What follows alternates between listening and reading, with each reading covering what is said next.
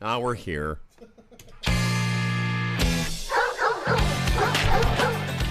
You know, you try and start cool, but it didn't work out.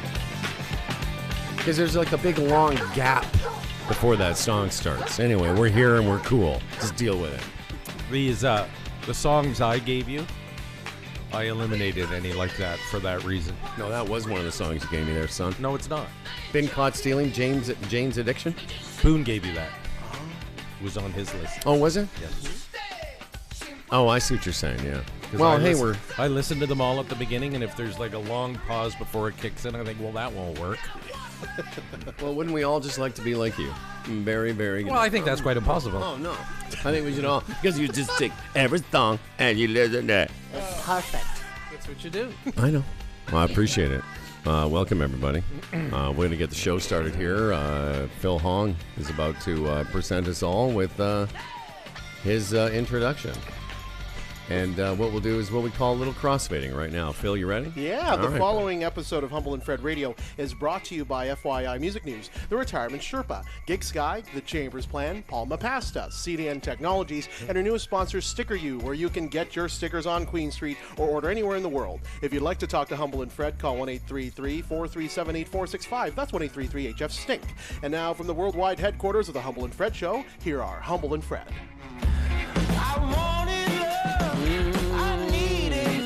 You know, another thing Dan Duran doesn't want us to do, Dan Duran is sort of our shadow program director. Here's another thing he doesn't want us to do. He doesn't think we should do. Hang on. I did a reverse crossfade, Phil.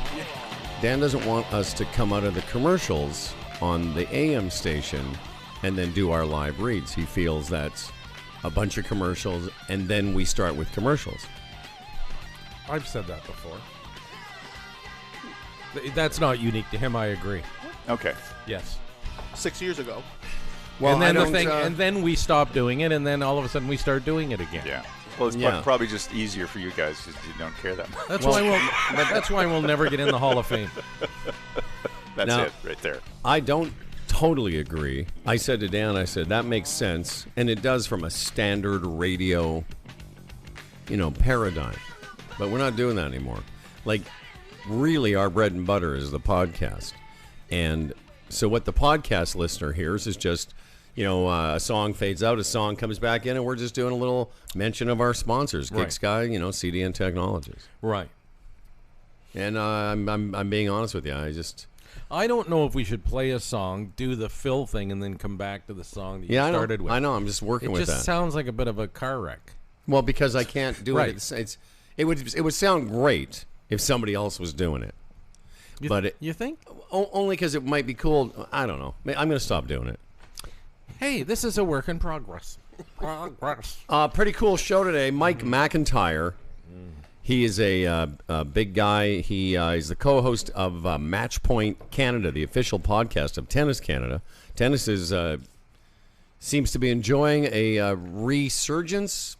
A kick and pop. How do you describe that? Resurgence, and it's always tied to the success of your countrymen. And Canada's on a pretty good roll right now with some tennis players. I'd say Bianca Andreescu won the U.S. Open, Women's Open. I mean, that's amazing. Yes, she did. It's the only tennis I've watched in 20 years. Yeah. Denis Shapovalov. And the other guy who lost in the quarterfinals of the Australian Open the other day, Milos Raonic. And there's another guy, Eugenie Bouchard, if you remember her. Yeah. Almost. And Daniel Nestor had his run. Daniel Nestor was a doubles. He was a. It's funny because he did okay in singles, but I don't think Canadians realize, and this is part of our conversation with Mike McIntyre, just what kind of career Daniel Nestor had in doubles around the world. He was very well, highly ranked. It's been one of those frustrations for over the years. It's, countries similar to Canada, both population and climate, not producing tennis players at the rate of some other countries, like Sweden. It's interesting, too, with we've started to produce a lot of basketball players, which is encouraging, and that's good. It gets the population more into the sport. And I think with the tennis thing, more Canadians probably watched tennis in the past year than ever before. For those people we mentioned. It's funny you mentioned Sweden has such a huge golf program as well. I mean, they've produced major champions. And we have, although we are catching up, I mean, we got Brooke Henderson. But we're still lagging. For right? sure. Yeah. Also on the show, Dave and Holly Combs. This is part of our Sticker U museum kickoff for tomorrow night. They're going to talk about repeal. This is the exhibition at Sticker U. And we're going to finally give away our tickets to the show. People were guessing how many stickers were on the wall. We're going to tell you how many were on the wall, and we're going to give it away. It's going to be great. It was 11 billion, wasn't it? Yeah, that was my favorite. Someone guessed 11 billion. 20 quadrillion. That tennis thing, Bianca Andreescu, a great moment in sports, obviously, was her winning that. But that moment, she laid on the court and just laid on the court and looking up. That was amazing. Great, and so genuine and so relatable, because you could just imagine what was going through that kid's brain, like at the time. Like, wow, I'm going to enjoy every minute of this, and I'm just overwhelmed. I'm going to lay down and don't care what anybody thinks of it. I loved it. It was fabulous. That's not only the only tennis I've watched in 20 years. I was surprised. I happened to catch it at the start and watch the whole thing. It was one of those things where I'm like, even halfway through, I'm like, maybe, am I going to sort of bail on this and go back to something else? But I couldn't. It was compelling. Right. Part of it was because she was just alone. It was in New York City. It's the U.S. Open of tennis. She's this little baby Canadian, 19-year-old kid. And when she laid down on the court, I think we all breathed a sigh of relief, Fredry. And all those, and the crowd was for Serena. Sure. Because it was the U.S., and there was a lot of, stars in the crowd cheering for Serena because of that community. Pretty cool, though. Yeah. It really was. So we got that to look forward to. Also, the voice of Dan Duran is with us in the studio. Dan Duran. Thank you very much. It's of you that we laugh and we cry. Dan Duran. Dan Duran. I was in the city yesterday, and I stayed over. I've got a thing today. So I stayed overnight with. What do you got, a stress test today? I got a stress test today. Yeah. Am I really the right person to hang with before a Yeah. Is this the best use of your time? So what's a stress test for you? Somebody plays a bad stereo in front of you? That would be stressful, yeah. Somebody plays their music too loud or too soft. Have you guys had one of those? Yes, I had one in the fall when I was having my heart So problems. they wire you up and had a few of them. I was on the treadmill. It's really simple. But and then they increase the incline and. Am I going to get your heart rate up? No, it's going to be sweating kind of no, thing? No, not really. You basically, they hook you up to an EKG, an ECG, and then you basically get your heart rate as up to about 180. Right. For a certain percentage of the time, and then they see once you're at that level, 10 or 12 minutes. It really isn't arduous, but at some point you'll be puffing a little bit, but nothing to stress. They're not going to induce a heart attack. Okay. I got to tell you a quick Dan Duran story, though. Uh-oh. What? No, it's just beautiful. It's a beautiful thing.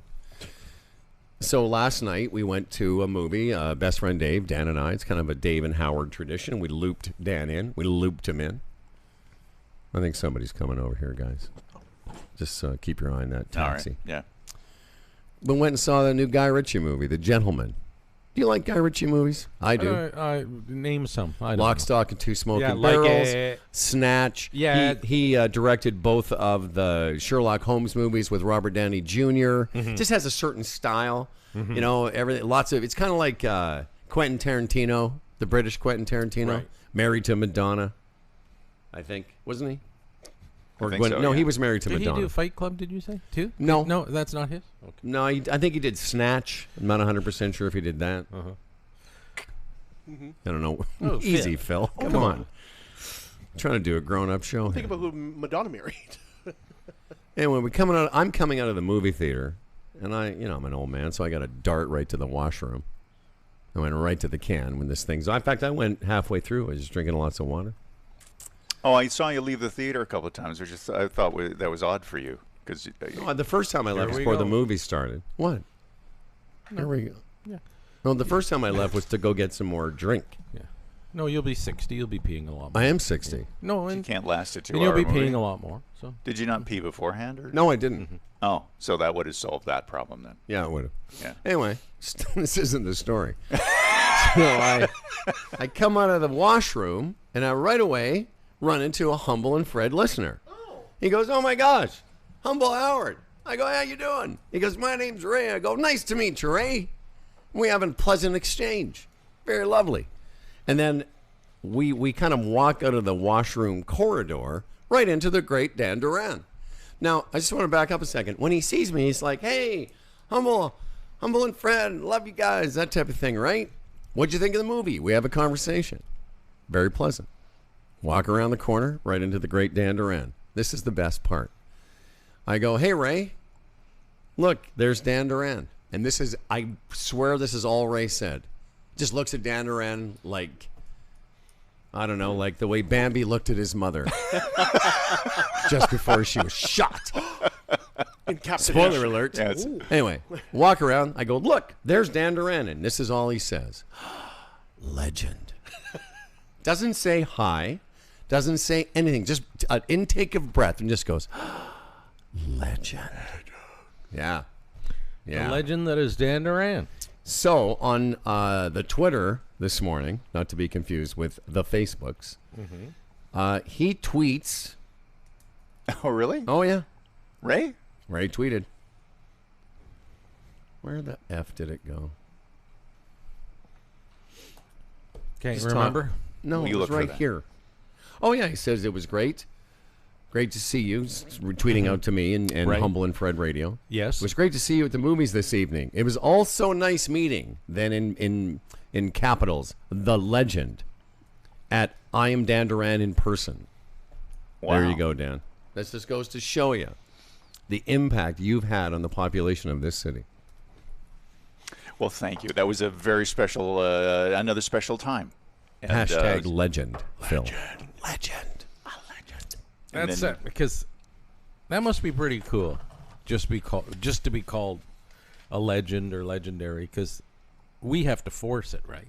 We have to, we have to continuously tell people we're legendary. We have to force legend. Nobody offers it No like one. they did for you. Not a thing. Dull, call me a legend. Like again. people say, "Hey, Humble and Fred, how are you?" Hey, don't forget we're legends. Right. I hear Don't you. forget Yeah. we're legendary. Don't forget we're legends. That's what we say. Don't forget, eh? Yeah, nice to meet us. Hey, Ray, that must have been great to meet us. Yeah. Don't forget we're legends is really what we say. But it was Dan just gets it. just walks up, doesn't say anything. No. Dan had no conversation with the guy after the guy just looked at him like, legend. I was like, wow, man. That makes you a genuine legend. Yeah, I guess it does. That's yeah. legend status. I've never really thought of it that way. But yeah. I'm just guessing, and this Ray guy seemed very nice, but I'm just guessing Ray missed the whole, episode we did yesterday about, WW, Weight Watchers, where, we discovered Dan's distaste for the obese. Here we go again. It's a good thing Ray wasn't a chubby. I tell you what, if Ray had been chubby, he would have said legend, and Dan would have just pushed him aside Legendarily big. in disgust. Exactly what happens. Yeah. Dad then after, Duran. after that, we came back To the residence? To the residence, and my car was parked on the street. I wanted to park it in, one of the yes. designated spots. So Howard, after we get dropped off, jumps out of the vehicle and said, "Hey Dan, where are you going?" I said, "Well, I got to repark the car." He said, "Oh, I'll save the spot for you." I would save one of the visitor spots in case somebody gonna was going to stand there and- I was going to stand there and just block the spot so that Dan could park in visitors. Mm-hmm. That was So I the pull my- only job I had. So I pull the car around. Howard's absolutely nowhere. He wasn't safe. He just offered to save, and then walked away. I'm more interested in this aspect. What theater did you go to? Right one. there? Yeah. And you got dropped off? Well, no, Dave was Dave because we were. Doesn't matter why. So I understand. I know what you're asking. Just I like thought when you we might walk walk over Then there. sometimes we do. Oh, okay. So Dave drops us off. I say, Dan, I'll save the spot. Dan goes to get his car, And then somewhere in that 15 seconds, I was sort of forgot what I was there for. You're probably having a pee. No. Oh, okay. I just was like, I was standing there waiting for Stan to finish peeing. Stan finished peeing. That's the dog, by the way. Legendary dog. Stan legendarily finishes peeing. And then I'd forgotten all about Dan, why I was standing there. So I just wandered back in the house just as he drove up in the car. And then I sort of came out to apologize to him. I'm like, oh, geez, I'm sorry. I said I had one job. All I had to do was stand here. And I couldn't do that. Were you saving a spot with your mind? That's what he said to me. He goes, were you trying to psychically save me a spot? I'm like, maybe. But it was just so, it was weird how quickly I forgot what I was doing. Anyway. Well, I see a lot of that new lately. I'm concerned. You should be. I do. You should be. I'm concerned then, too, if Fred's concerned. Oh, you should be. Have you had a brain scan? Yes. Okay. Every day. Are you kidding me? I scan my Where brain they slice every your day. brain up every... Which brings us to this part of the program. Always a pleasure to have. And by the way, Dan's going to be here next. I think it's Tuesday and Wednesday. Tuesday and Wednesday morning. Co-hosting while Fred is off, taking the sun. See, I told you. Oh my gosh. So Stan, just come in. Don't linger. Hello. How are you? Fantastic. You ready, Freddie? Yes, sir. Let's get Phil sitting back down here once the excitement wears off. Phil, hi, buddy. We got to do the Dan Duran song. Oh, yeah. Oh. Yes, it's my time. Alrighty. Dan Duran, legend Dan Duran. Dan Duran, legend Dan Duran. I'm Dan Duran. Legend Dan Duran. I'm Dan Duran. Is that the tennis guy? Yeah, that's got to be pretty impressive. Yeah. Everybody All right. gets a song. Everyone, Mike's wondering if he gets a song too. Hey, we all sharing this song. Ball's in your court. Actually, Mike McIntyre, I just realized now Mike's going to be on at 7:30. Oh, excellent. Yeah, that's why he's here. Dan Duran, can you forecast any good news? It's going to be a nice sunny day today. Lots of sunshine. A little bit of possible flurries this morning, but that's possible flurries are going to be for the next few days, but nothing's going to really accumulate. Looks like we're not going to be in the weekend. Probably not going to get much of much snow, but it's possible on Friday, Saturday, Sunday. A little bit of flurry here activity, 40% chance, and temperatures kind of around normal. We're going to be really chilly tonight, down to about -10 overnight tonight. And but you know that's actually kind of seasonal, -10. Yeah. But it's not setting in right now. And then next week we're into February, and the first few days are going to be above normal as far as Excellent. the highs go. Yeah, don't forget Sunday, Groundhog Day. Not only is it Super Bowl Sunday, it's Groundhog Day, which can be inspirational for the population. You know, if he calls for an early spring, it's stupid, but you feel good. Well, we've had I know we talked about this yesterday, that there have been some snow, we've had some accumulations, but mostly January has been pretty benign. Mm-hmm. Oh, yes. Howard. Do you know what that means? Benign, it means mild. Do you understand what I'm saying here? I thought, yeah, okay. Why don't I like If to cancer's benign, That's good. no, that means you have no cancer. It doesn't mean mild cancer. You have mild cancer. Yeah. It's tepid. It's Well, tepid. tepid. Well, you know, it means it's benign-like.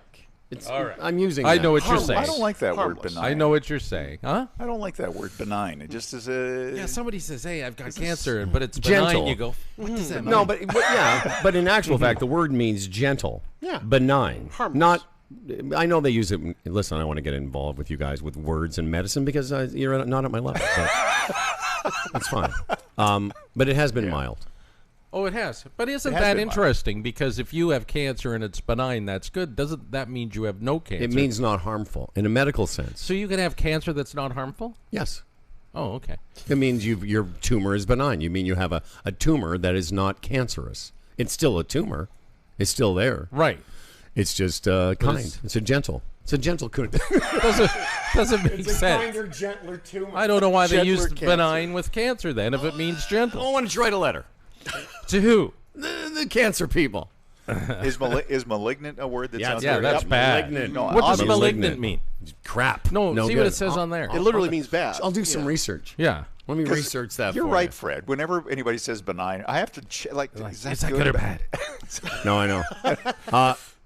of a disease very virulent or infectious, invasive, uncontrollable, dangerous, growing, yes, malignant, no good. I think a lot of people are unsure about malignant versus benign, but benign is what the weather has been, mild. Kind. It has been a kind. Yeah, we've had. I think the second in Toronto anyway. I think it's the highest amount of rainfall in January. Is it really? Yeah.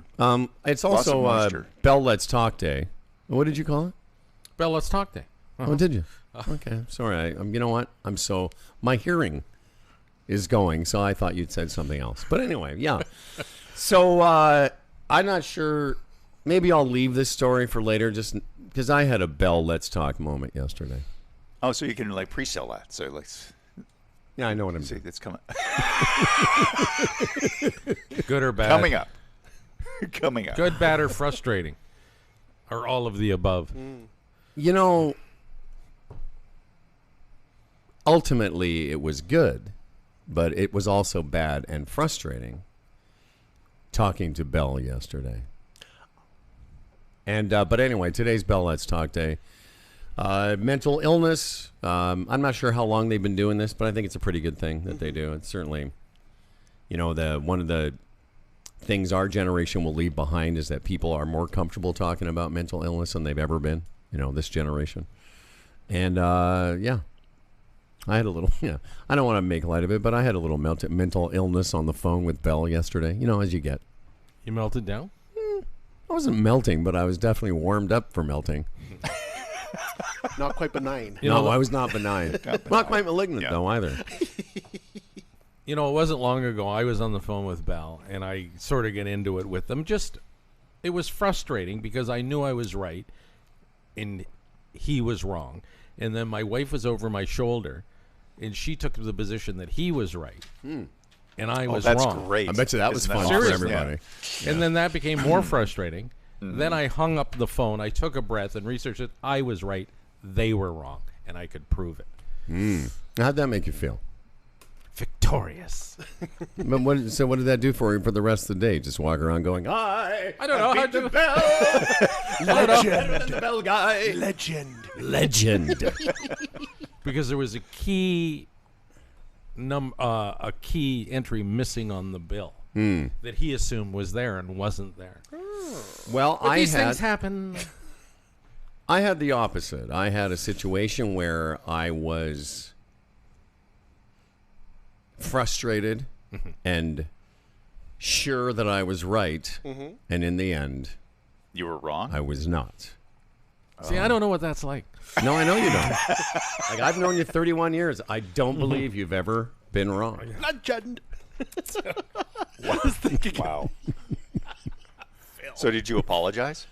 Do you want me to tell? I don't have time. That's coming this up. is a long. I won't. We take haven't got that enough long. time. We got to talk tennis, Dan. Yeah, We're going to be talking tennis. Then we got the Sherpa. Then we got somebody else. So this story isn't going to be on until later. But I will tell you. I actually. It was a weird thing. But is it okay? Do I have to get involved? No. Oh, good. Because I don't want me involved. Yeah, you don't want to bring in the, military. Bring in the military arm. Although, at one point yesterday, I was like, oh, God, I got to try to explain this to Fred. You know what that's like. Trying to explain something. Make sure you got your ducks in a row. You better have your facts straight if you're talking to Fred. Yeah. Anyway. So I'll tell you what. Coming back, we're going to talk tennis. We're also going to give away the tickets for the Sticker U. Did you enjoy The Gentleman? Did you enjoy the movie? I did enjoy the movie. Yeah. I love the style of his movie making has always been fun to watch. It's Who's fun to in it? watch. Everybody. Colin Farrell. Hugh Grant. Plays a really weird character. Like, you never seen him before. The guy from Sons of Anarchy, Charlie Hunnam. Matthew McConaughey. The girl from the daughter from Downton Abbey. Sexy. God, Oh yeah, Which one? She's very sexy. Lady Mary. Oh. But she plays a Cockney. She plays Matthew McConaughey's wife, and she's really good in this, and she's so dirty. At one point, she grabs Matthew McConaughey's Nuggets. talk area. His let's talk area. Oh, Yeah, right. Like full on. You don't just grabs it. Do you see her without clothes? No, but she's really sexy in Not it. that I care. Anyway. So that's Dan Duran. He's here. Yep, that's me. Good to see him. There's a certain peacefulness in the studio when Dan's here. You ever noticed that, Howard? You think so? You see? think Oh, sorry. Yeah, you seem to take the edge off or something. Yeah, I don't know what it is. it's a legendary piece. It is. All right. Someone with grace. Phil's hands go up. Legend. All right, we talked a little bit about tennis off the top of the show. We're going to continue talking about it. Really looks like, it feels like it's been a great time for tennis, the sport in Canada. And we'll talk it over with our guest, Mike McIntyre. He's the co-host of Match Point Canada, the official podcast of Tennis Canada. We'll talk about it when we come back. It's Humble and Fred Radio.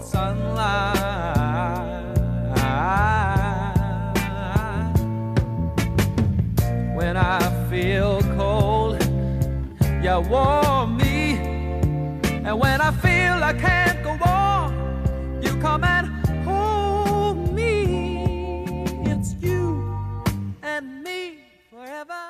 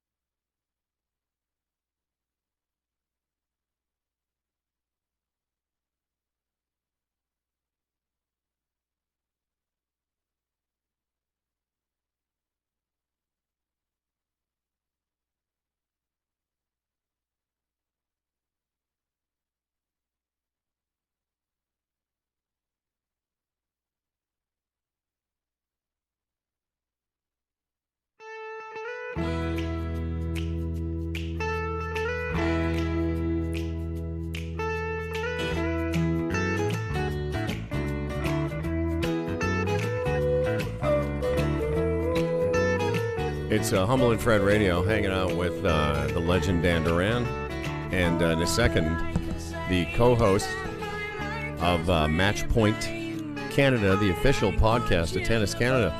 The sport is in great shape these days.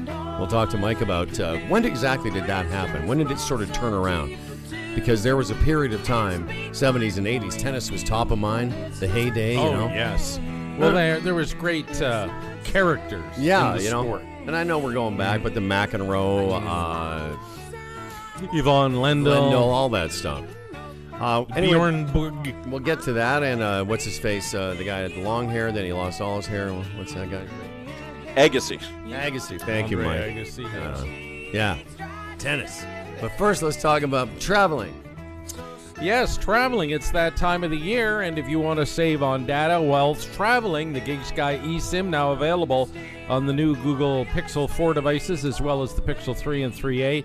Same regional and world plans available on the eSIM-enabled phones available on the new Google eSIM phones, okay? All you do is download the latest version of the GigSky app, you create an account, and purchase a data plan, and it's you're good to go at greatly reduced rates. Of course, if you'd like the physical SIM and or GigSky hotspot, they're available through the Humble and Fred website. Just go there and click on GigSky, and all the information is there.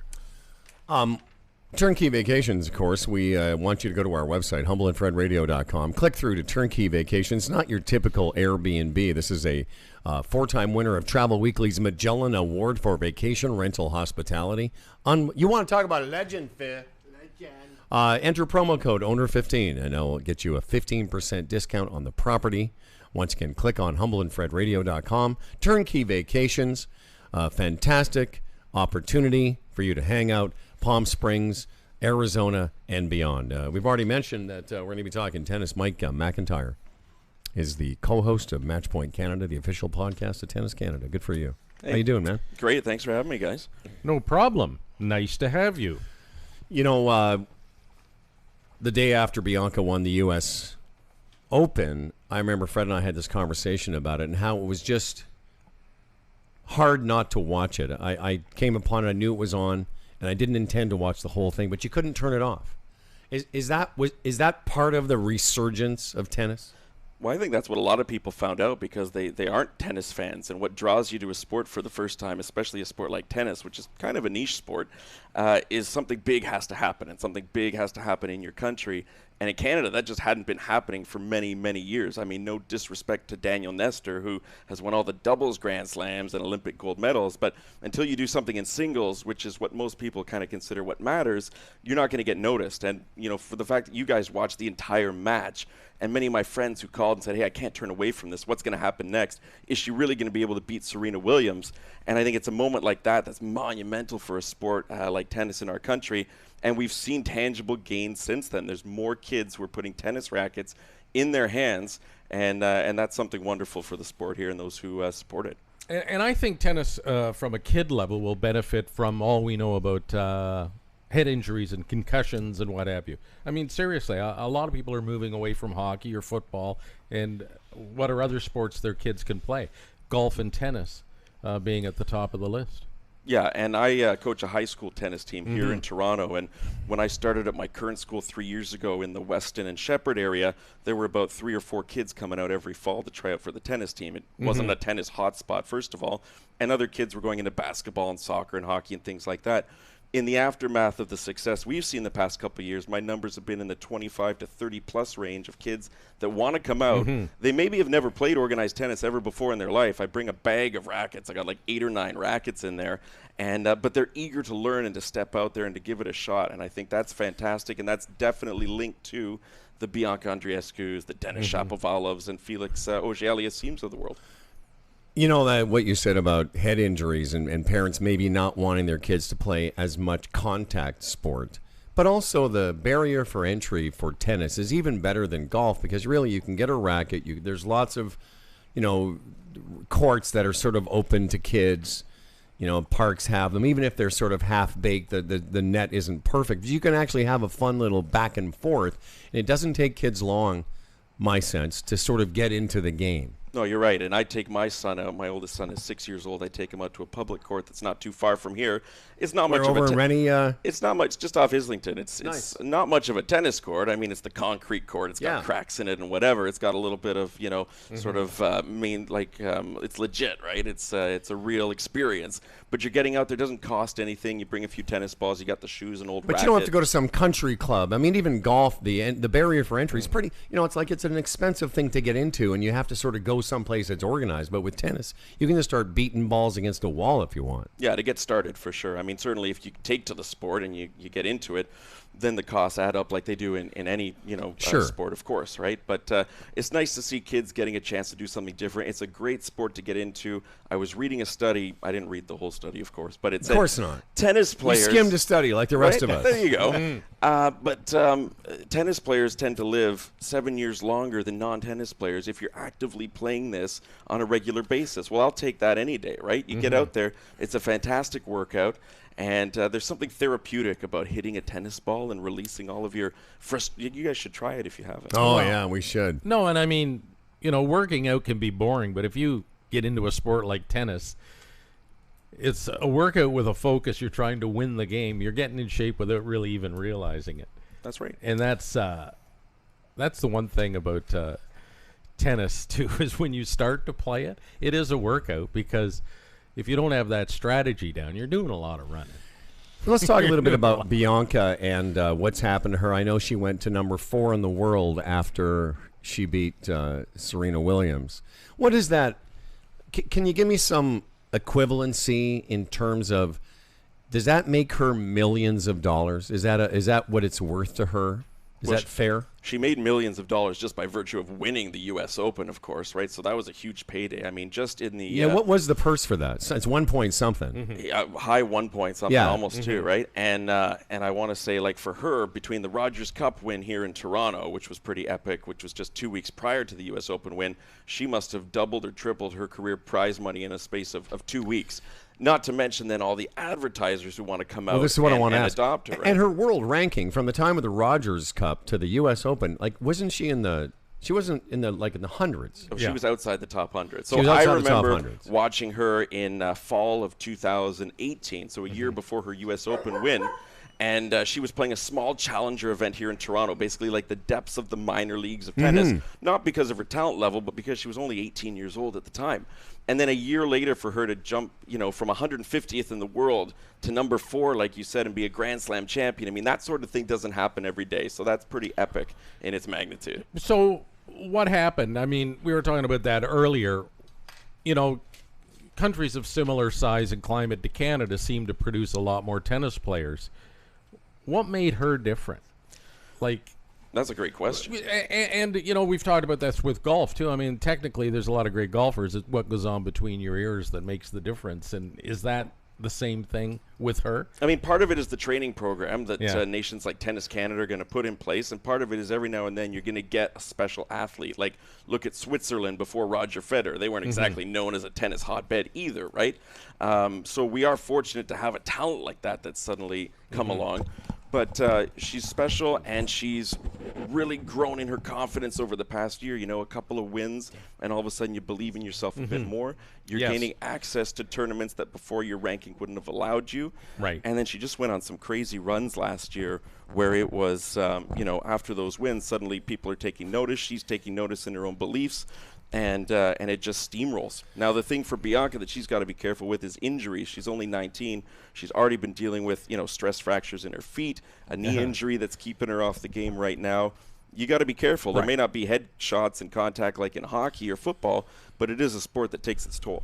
Something else she's got to watch is what happened to Eugenie Bouchard, too.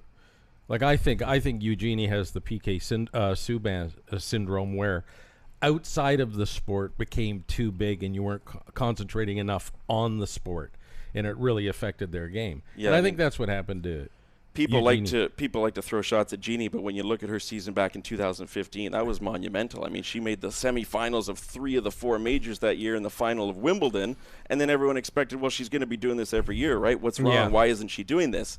She had a concussion in there, oddly enough, that was caused from an off-the-court slip at the U.S. Open. Yes. And we'll never know how big of a factor that played. But you know what? Even if Jeannie never gets, I mean, she's never going to get back to that level.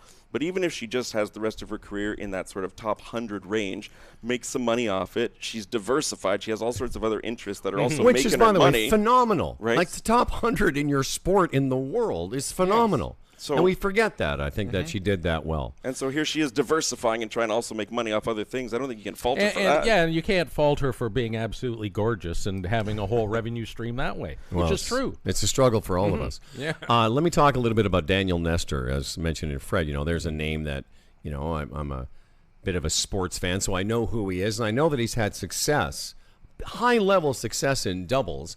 And I don't think Canadians really appreciate the success he's had in his career and how long it's been going on. Well, he just retired about a year ago at the age of like 46 or 47, which is, you know, I know it seems old to you, but we're 100, so.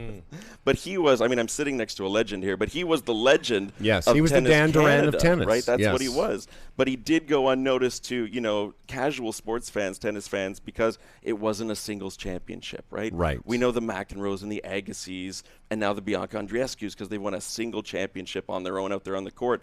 And doubles is just a tier sort of below that. Although if you ever go to the Rogers Cup in the summer here and you get to watch those doubles players up close, it's incredible what they can do, the hand-eye reaction and coordination. Yeah, but like I said, if you look at it, the amount of Grand Slam events he's played, the length of time he played. But again, you know, it's tennis. It's not hockey, and it's not. I just think it's interesting that his career will have finished, and you know, people know who he is, but more inside the sport than out. Well, and he played through so many different generations too. Yeah. I mean, he started playing against guys like John McEnroe, and he had that big singles win against Stefan Edberg back in the 1980s. And for him to go through all those guys up until, you know, so recently, we'll never see a player like that again, I don't think. But you hit on it. It's like women's hockey. Everybody ignores it till the Olympics. It becomes a big event. Everybody sort of gets drawn to it. And on that point, as far as big events and big people in the sport, tennis really does need a character again. Absolutely. They haven't had a character for a long time. Like Pete Sampras and, Nadal. all these guys, great tennis players. They're nice guys, aren't they? They're nice guys, but there's no flamboyancy to them. And it's interesting, you know, back in the 70s when McEnroe was playing Borg, everybody watched. I remember that vividly. Yeah, tennis was like sexy back then, It right? was. And now when the big matches happen, unless there's a Canadian involved or you're really into the sport, I think it's pretty much ignored in Canada. Yeah, what hooked me on tennis when I was a kid was watching with my dad on the couch growing up in Montreal, and it was Jimmy Connors and John McEnroe, Yeah. sort of at the tail end of their careers, but they were still personalities. You couldn't help but watch. And nowadays, yeah, we've got some fantastic athletes. The tennis has never been this good. There is a guy named Nick Kyrgios who's Australian, and he's 22, 23 years old. I don't know if you've heard of him or seen him, and he's sort of the new bad boy of tennis. Extremely talented. He's got one of the best records against the big three guys out of anyone who's ever played the sport in the last 10 years. But he's a head case, so you never know if he's going to show up or I he's going love to have a those total guys. meltdown. He's got that appeal to draw people to the sport. You know, but and he's got to back it up with some wins, too. In a lot of that's ways, tennis, you know, because in golf there used to be a lot more personalities. There used to be a lot more diversity. With different swings, different characters back in the 70s. You know, it wasn't just, you know, Trevino and all those guys. But the odd guy in golf nowadays, there's a couple of guys I like. There's this guy from England that is a high-ranked player, top 50 player in the world. But he's just, you never know when he's going to lose his stuff. I just love watching him. That's part of the appeal. Because he's so different, because most of the guys are so controlled. But every once in a while, you just know he's going to have a meltdown and chuck something. Yeah, but see, that's no good to somebody like me unless the guy's really good. No, I get that. You know, and that even the guy you're referring to, I mean, you have to win with that, or you're just a jerk. You have to be sort of at the top. And you know, like even Federer, Nadal. Federer is a guy. Again, if you're not a tennis fan, you may have heard of him, but I don't think people realize, like, 20 Grand Slam wins. Like, it's amazing who this guy is. But I'd say that he sort of didn't benefit from where the sport was for the last 20 years. Well, how many people don't bother watching a golf tournament because Tiger's not playing or in contention? It's the same thing. Exactly. It needs more. But you can also draw people with your talent. I mean, look at Connor McDavid in hockey. He's not exactly the most exciting guy to listen to either. But it's hockey. But look what he does, I guess, right? Yeah. Well, and the hockey's different in this country. I mean, maybe if in the United States, hockey fans know who Connor McDavid is, but beyond that. Well, we hope everyone will listen. I've loved talking about this with you. Mike McIntyre has a podcast, the official podcast of Tennis Canada. Mike is the co-host of Match Point Canada, and we found out that Mike is also a high school teacher, which is what I find fascinating too, because what grades are you teaching, like 10, 11, 12? Yeah, that's right. And how you're like 30? Late 30s. Let's, okay. We don't but have to be whenever I specific, meet but- teachers now, especially high school teachers, I'm always like, so when we were in high school, we thought these teachers that were we thought they were way older, right? Like when you're 17 and 16, you think a guy in his mid-30s, whatever. I'm looking at you, I'm like, you look like, to me, you could be going to high school. Well, I appreciate that. I No, mean, I but probably would have had seriously, more hair. no, it but- doesn't matter nowadays. Kids shave their head, but you know what I'm saying? Like, you're so young looking to be a high school teacher. And yet, that's what most of our teachers were. When we were in high school, there is just weird how. Yeah, my kids think I'm over the hill for sure. Of course. Yeah. Well, listen, he and I together are 124 years old. Oh, yeah. I noticed the balloons. Oh, yeah. Listen, man, where do people find your podcast? Yeah, so anywhere you find your typical podcast, Matchpoint Canada. On Twitter, we're at MatchpointCan. And we'd love for you to have a listen, whether you're a casual tennis fan or not. And maybe we can have you guys on as a guest sometime. And we can continue this tennis discussion. That'd be great. No, my grandson took a week of tennis camp last year, loved it, and he's doing it again this summer. And again, part of that is just the diversification of sports, expose them to different things. And they got tennis camps for guys who are combined 124 years old, too. So it's never too late to, That's right. to get we'll going. just be wheeling around the court. Mike McIntyre, all the very best of luck to you. Match Point Canada. You put out a new podcast when? Every week. Usually drops on Monday evenings. Good for you. You're a good man. Mike, everybody. Mike McIntyre. Look at that guy. Where's he going? Look at that man. He's the best. There you go. That was kind of fun talking about. Yeah, it's funny because Tiger and Federer are buddies. Mm-hmm. And I think there's a bit of a rivalry there because Federer has won more, I guess majors, I guess you'd put it. Mm-hmm. Because that's a major. Like a Grand Slam is a major, right? in tennis? Yeah. Oh, yeah. Those would be considered the majors. Right. The problem, again, is without a Canadian in it, in this country, tennis tournaments week to week, there's no but. As I said, Milos Raonic was in the quarterfinals of the Australian Open the other day, and we never talked about it. Well, you're the first person. I had to scroll down on TSN to see it. Well, until you told me an hour ago, I didn't even know he was playing the Australian Open. What a pleasure to have. Thank you, Mike. You're gonna have to get some headphones on there, fella. In case you hadn't wait for a little while there. Yeah. It's our pleasure to welcome back. He is a licensed guy in both countries, U.S. and Canada. He's a portfolio manager. You know him. You love him. Ray J, of course, a member of the Canadian Investors Protection Fund. Tim Nibblesworth. Look at him. What? Okay, Phil. Good morning. I was so excited I risked the coronavirus to fly home yesterday for Legendary Wednesday here at the Humble and Fred Show. Yes, so it is big times. Well, listen, man. I was a little concerned. I almost didn't fly back, actually. Why?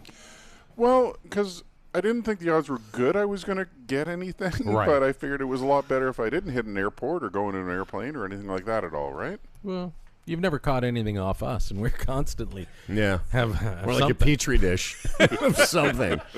I'm really surprised you haven't caught something from one of us. But it's great to have you back. Welcome, sir. You look well. Who was telling us the story of Tim Niblett? Who told us that story? I did. You told us? Yes. When did you My tell? Oh, doctor. your doctor. Your dentist. No, your doctor. Did you hear us talking about this yesterday? I didn't. No, I all of Mondays, none of yesterdays. Okay, confirm or deny. So I'm talking to John Tracy, my doctor, and I said, Right. hey, I know somebody you know. And he goes, yeah, Tim. He said, man, that guy can sing. I said, really? And he goes, oh, yeah. Yes. Tim, like especially country and western. He said he knows all the words to all the songs. Well, with the right hat, I can look like Toby Keith, I think. Right? Yeah. He said, yeah, give him a couple of shots and he's good. He's good to go all night. It takes a couple. Well, is this true? I don't know if I'm quite up to John's legend there, but Margaritaville is certainly part of the oeuvre there, and Fire and Rain and all kinds of things. But only in the evening, Howard. But wait a second, we don't have And any after a booze couple here. of snorts. I got to get wasted away in Margaritaville first, yeah. Wait a minute, here we go. What do you got? Because I was going to go up and get him a joint. No. Oh, look at that. This is for you, Tim. Okay, Yeah. well, thank you very much. No, forgetting my golf club, but if you want to get into that now and then start singing. All right, here we go. Ladies and gentlemen, here's your financial advisor. Nibbling on sponge cake, Doing it. Listen. watching the sun bake. All of the tourists covered with oil. Wow. Strumming my six string on my front porch swing. Smell of shrimp, they're beginning to boil. Are we going to join in, Phil? You ready? Wasted away again in Margaritaville. Well, look at this. Searching for my lost shaker of salt. Little harmonies, too. Some people claim that there's a woman to blame, but I know All right, Timmy. it's all Humble's fault. Very nice. Wow. I got to be honest with you. I didn't think you were going to do it, but Thanks for the warning, by the way. I Well, we really didn't wanna warn appreciate you. that. Well, it was actually good. That's Because I thought if awesome. you heard that yesterday, you'd be all freaked out coming in today, but that's good.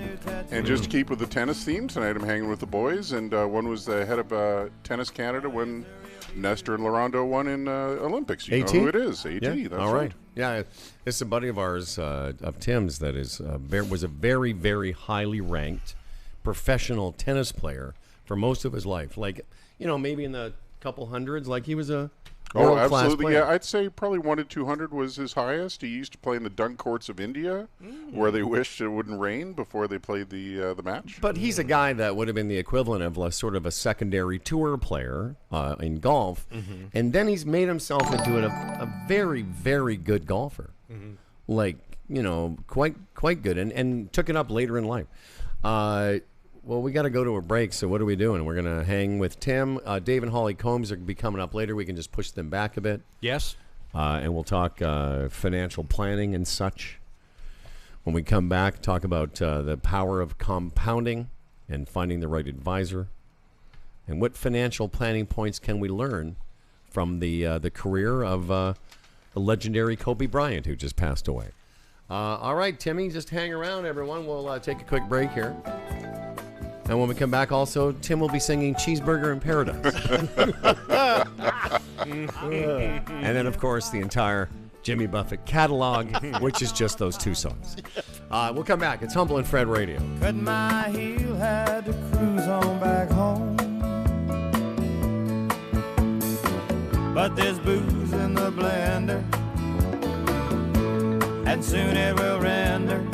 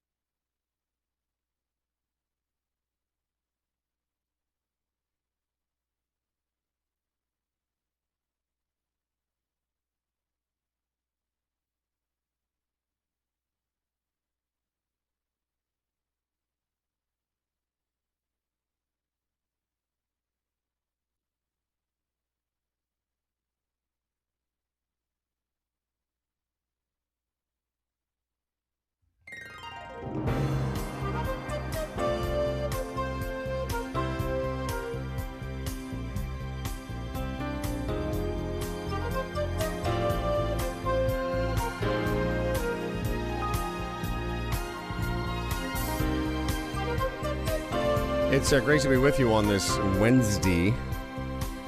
I already had a nice conversation with Mike McIntyre, co-host of Match Point Canada, the official podcast of Tennis Canada. If you're just joining us now, Canada's most uploaded podcast, humbleandfredradio.com. You can go back to the beginning and start again. Right now, our pleasure to hang with our good friend and advisor, Tim Niblett, the retirement Sherpa.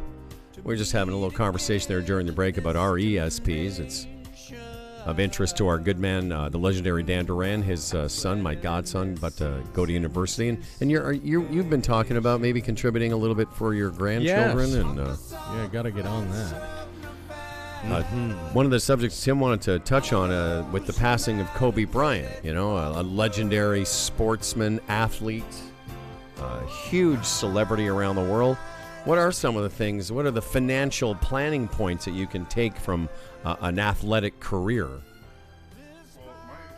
There you go. Hello again. My timeline is still filled with Kobe-related things, and really got an amazing lens into the man. Yes, he's flawed. Yes, he's had mistakes. We all have. But one of the things we can learn from him is that you don't have to play basketball, but he started really early, right? He started really early honing his craft, and by extension making money and having investments and all. And hey, if you're 50, starting early is tomorrow, right? We can't do anything about our 30s or our 40s or whatever, but that does get into the compounding. The earlier you start your financial wealth creation, the better. That really is the lesson. Years ago, Fred and I did this bit at The Edge where, that's right, we worked at a chorus radio station. Sorry. I was worried what my advertising cost could be. We worked there, and we gave away every RRSP season. For a couple years, we did this bit where we gave away $1,000.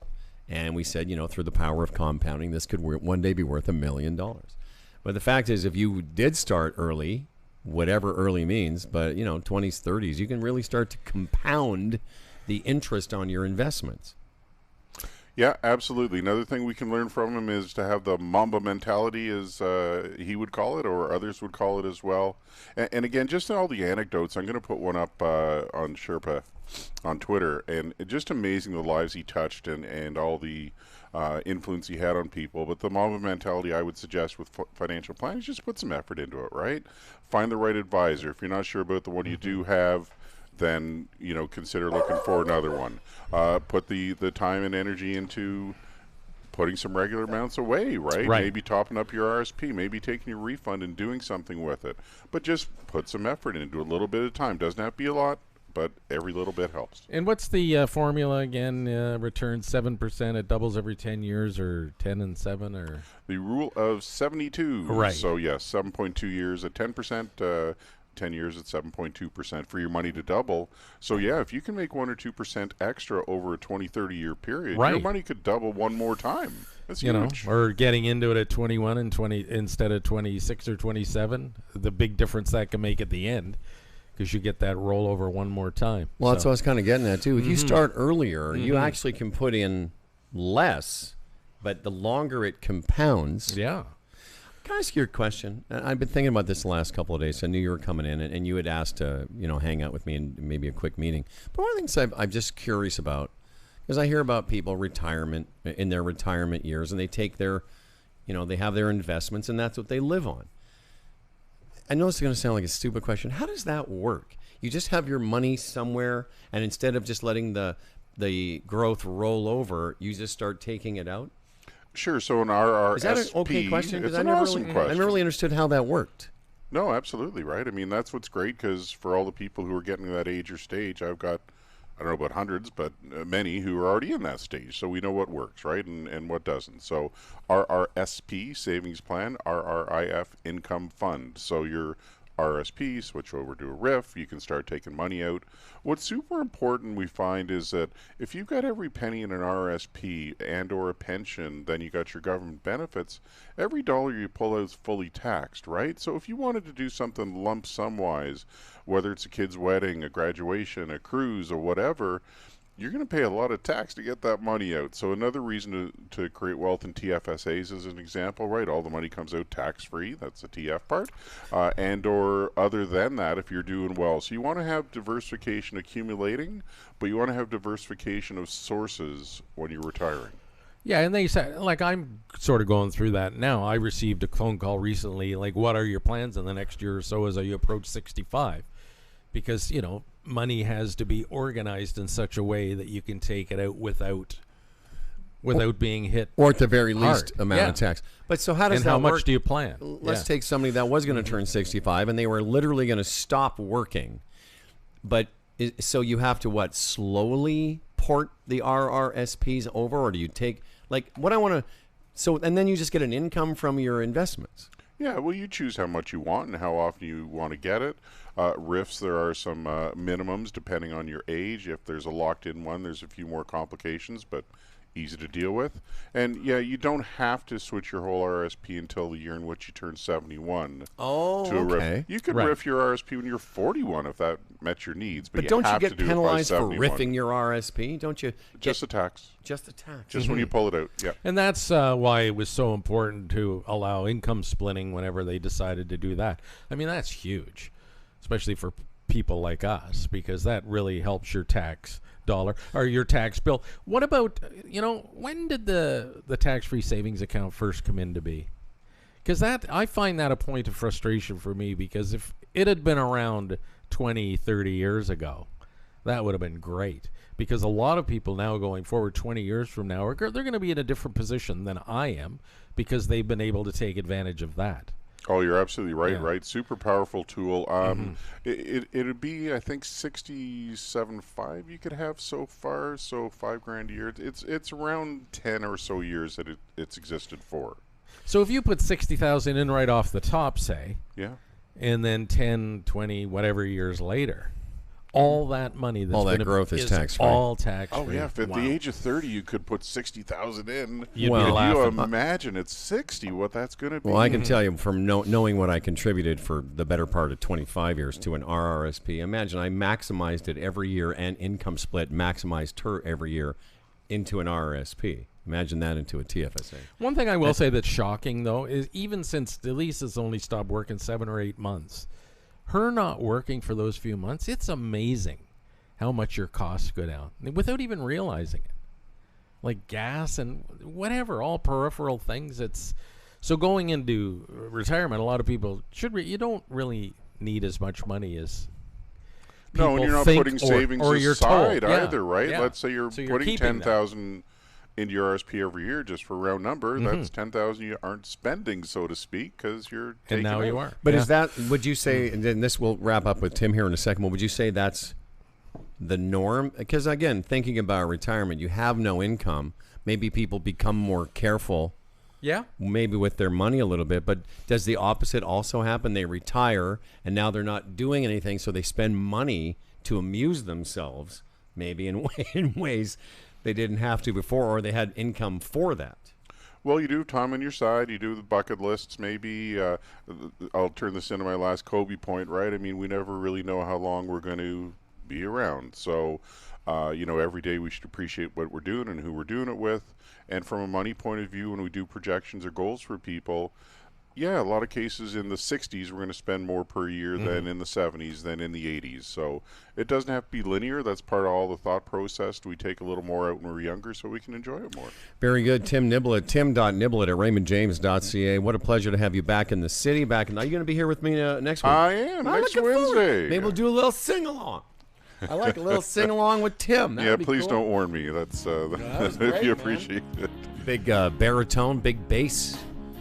Look at that. Tim Niblett, thank you, Sweet sir. man. My Sweet pleasure. man. Okay, buddy. Yeah, that wine is for getting the club. Thank you. Aw, what a nice man. Look at you. You're legendary. No, not quite. All right. I won't be using it for a while. Let's get it organized here again. Maybe, hi, Laura.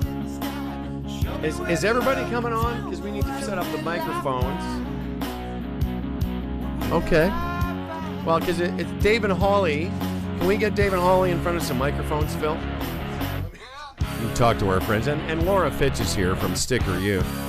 big opening of the Sticker Museum is Thursday night, and Dave and Holly Combs are going to be our guests. As soon as we can get some microphones on them, Phil. Dan, can you help?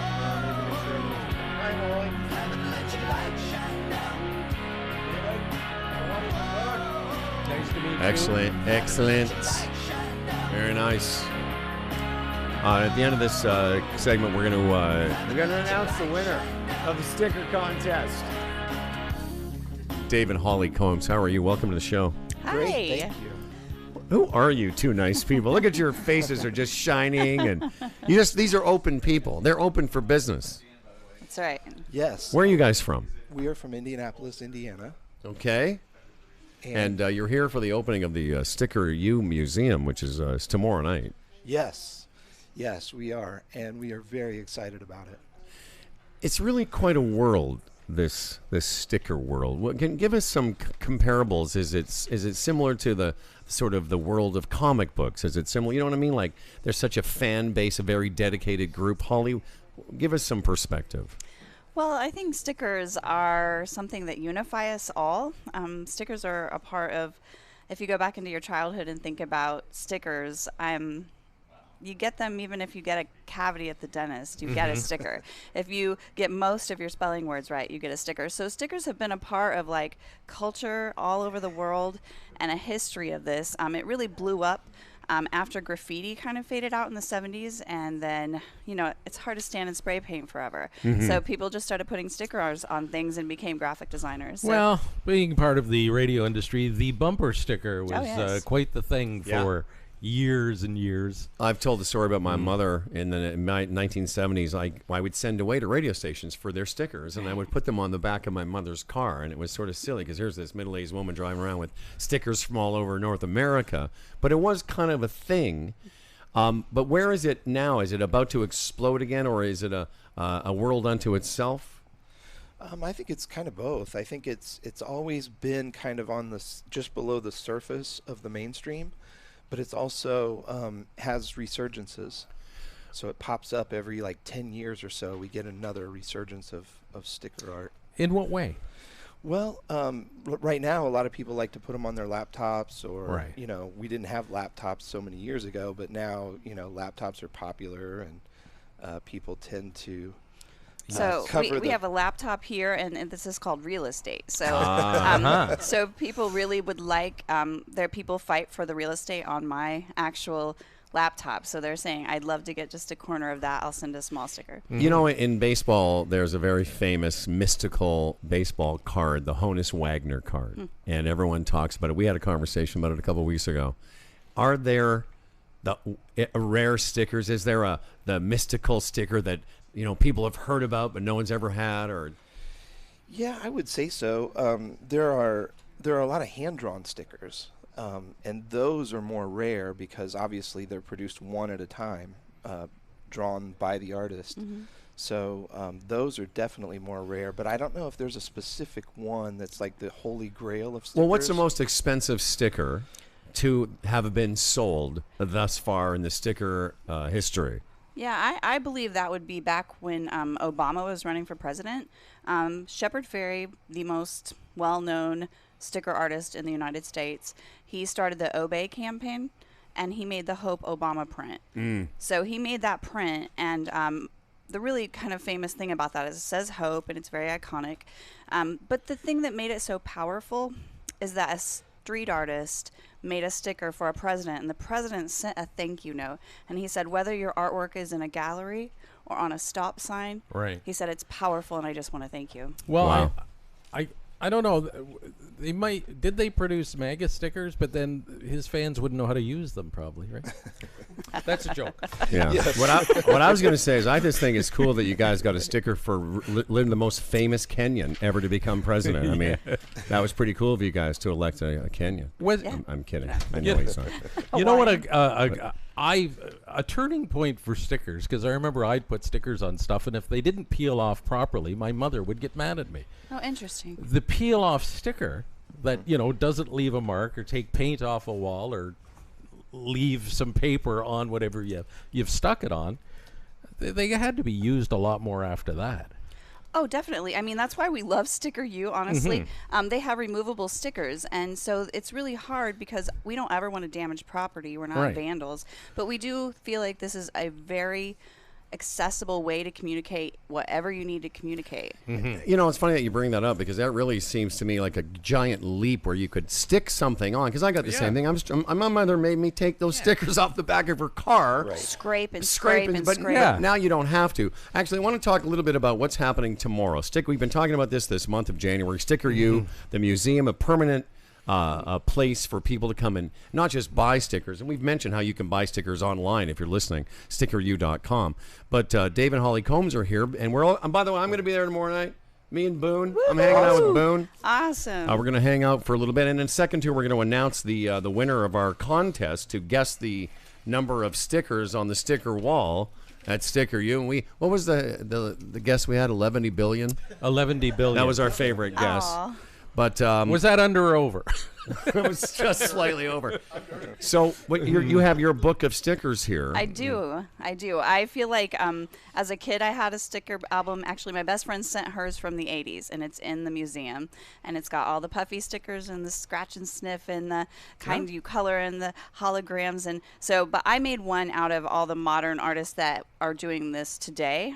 And so this is like just a kind of an adult sticker album. Yeah, we're an adult sticker show. Yes. Yeah, I know what they told you about us, but we're definitely adult stickers. That's good. So you'll like a lot of the stickers there. We're putting the ones that maybe are a little more adult at the top, just in case the kids, are walking by. Yeah, because kids don't know anything about that stuff. No boobs and things like that. No. Kids don't know boobs and peepees. No. By the way, the name of our show was Boobs and Peepees at the beginning, and now it's something different. That should have stuck. Yeah. Humble and Fred was our second choice. What should we call this? I like boobs and peepees. Dave and Holly Combs tomorrow. What time is the actual? Is it open at 6 to 10? So tomorrow night, the official opening. And we want to congratulate Laura. Our winner is Donna Cornish Clark.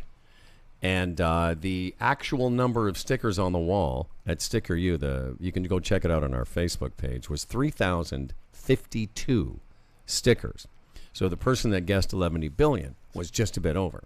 But Donna was the closest. I think she was at around a couple thousand. But congratulations to Donna. We'll send a note to her and get her name on the guest list. And you guys will be there just answering questions, talking it up? Yeah, absolutely. Is this your first visit to our city? Second visit, and not our last. We will definitely be back. We love Toronto. Yes, we came once to see the space so that we could try to help curate it well. And then our kids are here. They're sleeping not too far away from here, but 14 and 16-year-old are kids. Nice. And they're loving the city. Our daughter's really drawn to cities, and she said this is the safest feeling city she's been in, in comparison to, say, like a Chicago or New York. Oh, it is. It's very safe. Yeah. For a big city. It was famously years ago, this man, Peter Ustinov, said Toronto is like New York designed by the Swiss. Ooh, interesting. I like that. It's a big city, but it doesn't feel maybe as threatening in those terms. How far is Indianapolis from Chicago? It's about a 4-hour drive, 3.5 hour drive. And how big a city is Indianapolis? Do you know? Small. No, like population-wise. Yeah, I can't remember. There's a lot of cornfields. I don't know. Yeah. not in Indianapolis. Not in Indianapolis. Indianapolis proper is a very beautiful city.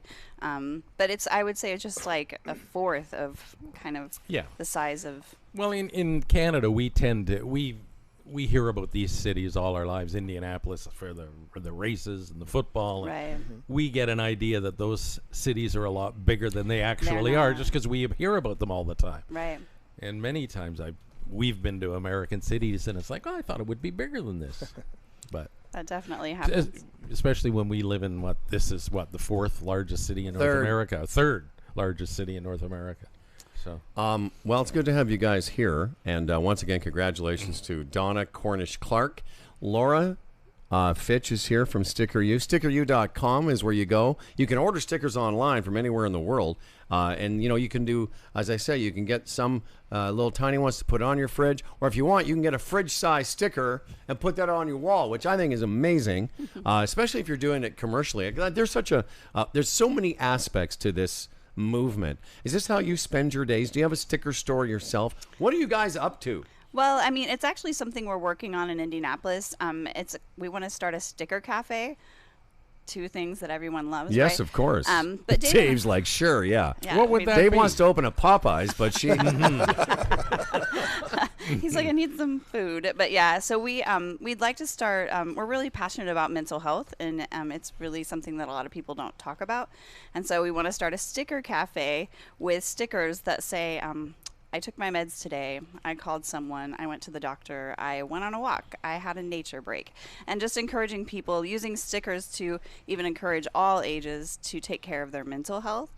And we would be focused on that and be certified in mental health to help serve people with stickers and coffee. So that's the next project we're working on. But we get stickers in the mail every day. It's like a holiday every day. Amazing. I don't know if you knew that today is sort of a national day in Canada recognizing the challenges of people with mental health. One of the big phone providers, Bell, it's called Bell Let's Talk Day. And we were talking about it earlier. It's been going on for a few years, and it's, again, one of the things we're proud of as Canadians that we recognize this day, and it's a day in January, sort of after the holidays, and people to have conversations like this, to recognize it as just like anything else, and how, and, you've said this a bunch of times, if you're sick, you go to the doctor, you feel comfortable talking about, I've got a pain, but we don't always feel comfortable talking about the pain inside of our minds. Absolutely, yeah. The stigma, excuse me. Yeah. The stigma is definitely a problem, and that's what we're working to fight.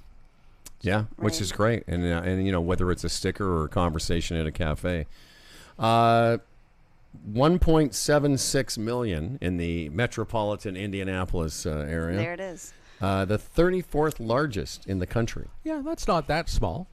The combined statistical area of Indianapolis, 2 million. And just to give you some perspective, where we're sitting here in a 1 hour circle is about 6-7 million people. Wow. It's a big city, but it feels like a small city. It does. It feels very similar to Indianapolis to us because of how it feels, the buildings, and especially on Queen Street, it looks a lot like Indianapolis and older buildings.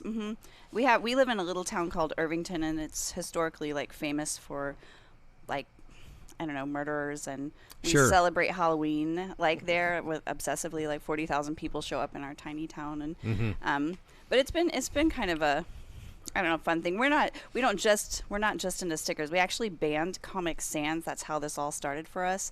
The typeface Comic Sans? Yes. Okay. Well, we banned it. And here's the sticker my husband made when we first got married 20 years ago. It says ban Comic Sans. And I was doing a project in school. It's a typeface that's kind of stupid, and it makes things look stupid, and people put...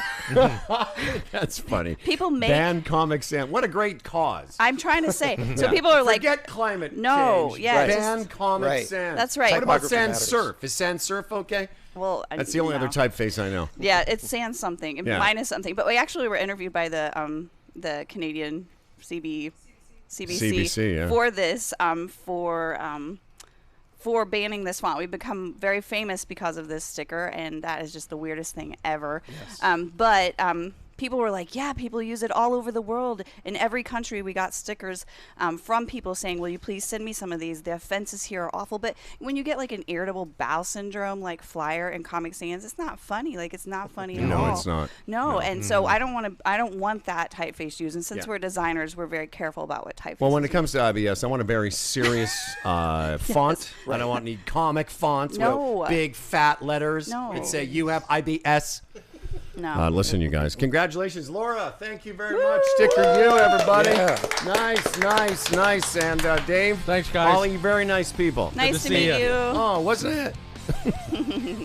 We'll take a quick break here. It's Humble and Fred Radio. We'll be right back. All the small things, true care, truth brings. I'll take one lift. You're right.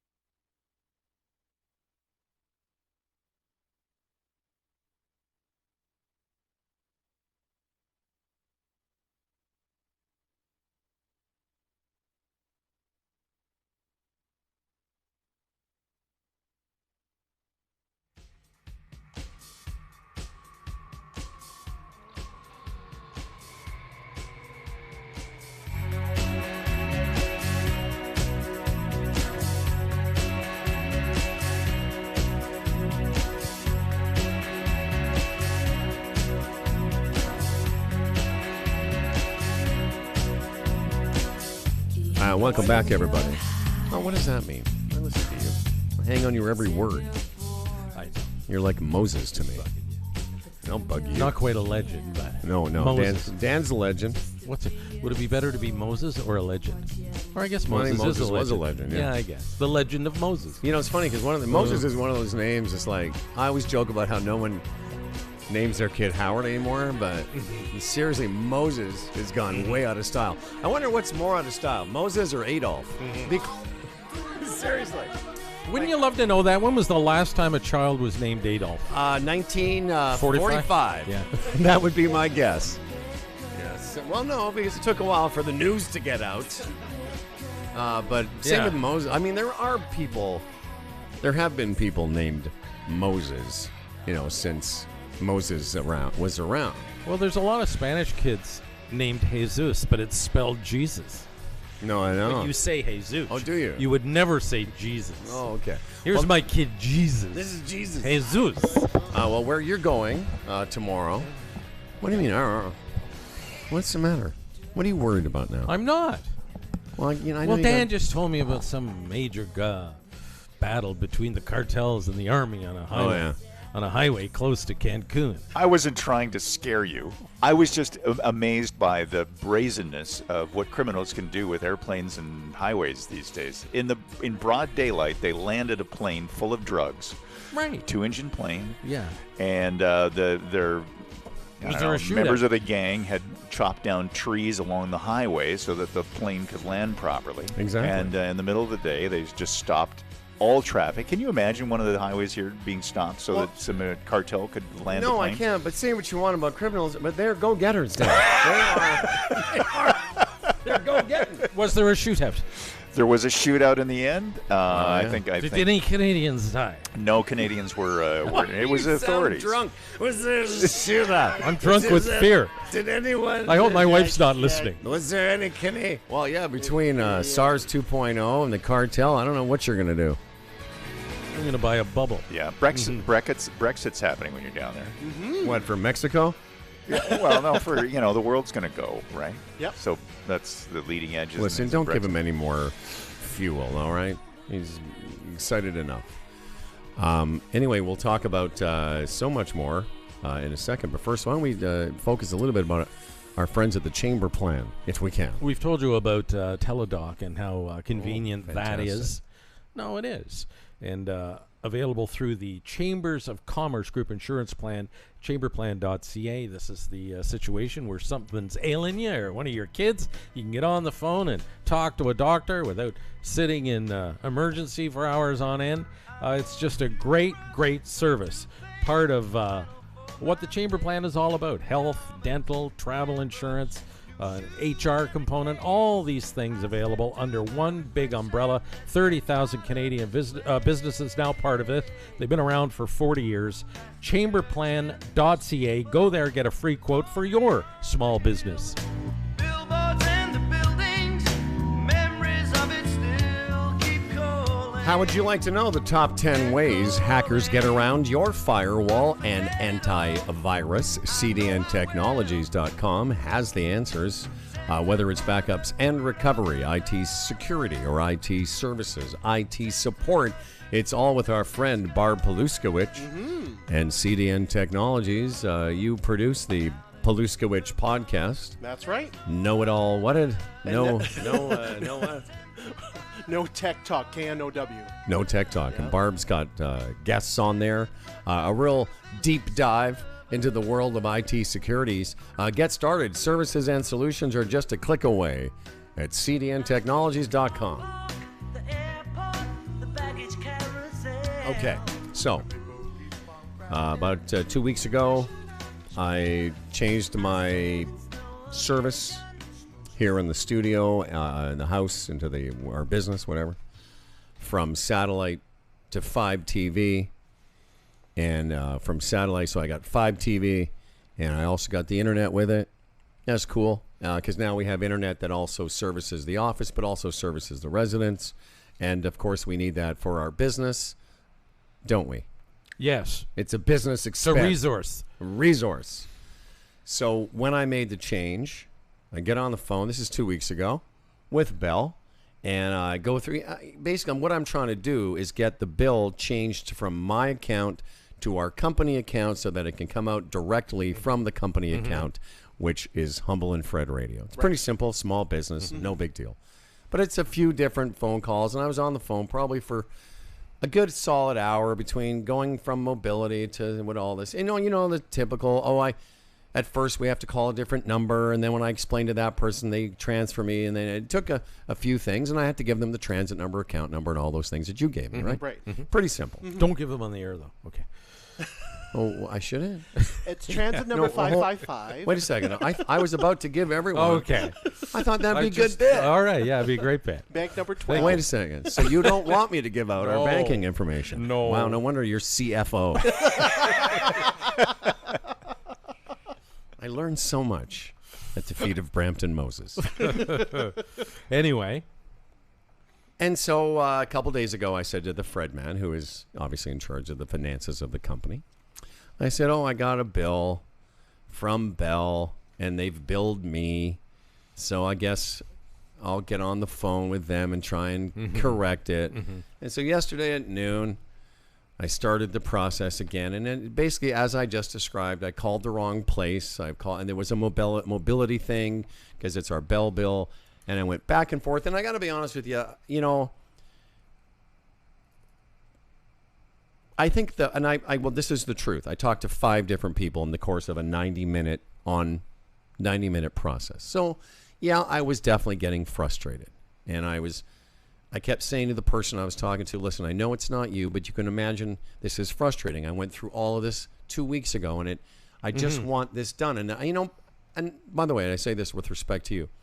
I was writing notes, so I thought if I do have to explain this to Fred, what we might have to go through, you might have to call because you're one of the people on the account. And was I at moments a bit more frustrated than I'd like to be? Because those people are on the phone, and that's kind of their job. And I was getting pissed off. And at one point, I said to a supervisor, I said, "Listen, if this can't get resolved." I said, I know I sound frustrated, but I've been on the phone now an hour and 20 minutes. And they finally get me to somebody who is going to take down the information, again, the transit number, account number, and the banking information. And as they're talking to me, this was at the hour 25-minute mark, they say, Mr. Glassman, all this information is on your file, and it is going to come out of that account. And I was like, whoa! And then I look on the bill, and I want to show you. You see down here where it says, please pay by. See those words? Look what it says. It says pre-authorized. Oh, yes. And it wasn't until the hour 25-minute mark of me being I'll just say, not my best.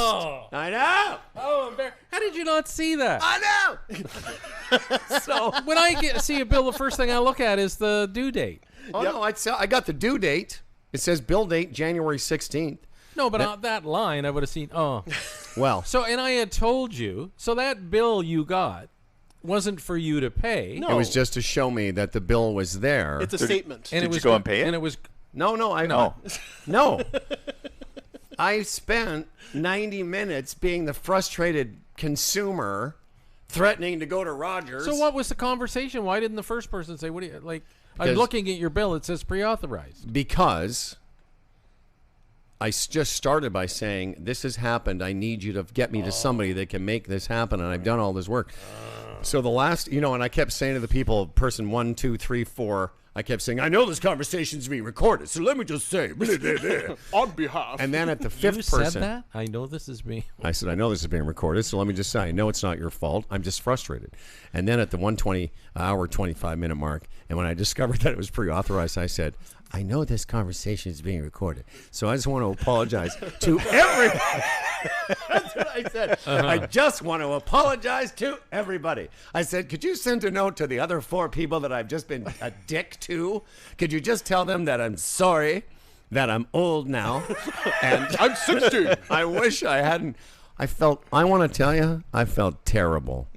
I was like embarrassed, and the last person, I think they got a kick out of how contrite I was, how apologetic I was, and just how stupid I felt. because they did everything I asked them to do. I just didn't see that line that says, please pay by pre-authorized.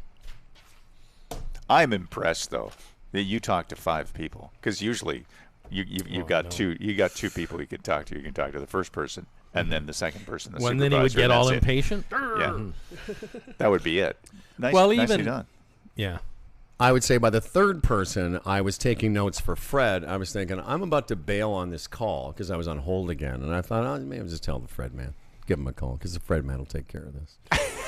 And then I thought, no, I'm in it now. They kept putting me on to somebody else. And, I would just say, and I know it's Bell Let's Talk Day, but I was mindful that I wasn't trying to be a dick to the person. I was just getting frustrated. And there's something, and I know, I'll be honest, there's something about talking to those service people, I think, at least for me, that allows you almost like, I don't know if I'm going to make it. See, all the people he was talking to yesterday are going, that's why we have Bell Let's Talk. Yeah. This Mr. Glassman. They were like, Bell Let's Talk to Howard Day. In fact, a lot of them are making extra texts today to put more money into the Well, into the and I cause. think I gave them some PT. That's what I'm saying. But what I want to, I'm not making this, I think there's a somehow talking to people at a big corporation. It's almost like it brings that out in me sometimes. Oh, I think it does in everybody. I'm the same. Well, that's what I'm asking. I think we all have a little bit of that where we we're just on edge because God damn you, big company. Right. Help us out here. But, and I think where part of that comes from is the complication of bills nowadays. Yes. Bills are just so complicated. Details and you look and this and that and you're going. And I think there's a method to that madness. It's so people give up and don't question or something. I don't know. Yeah.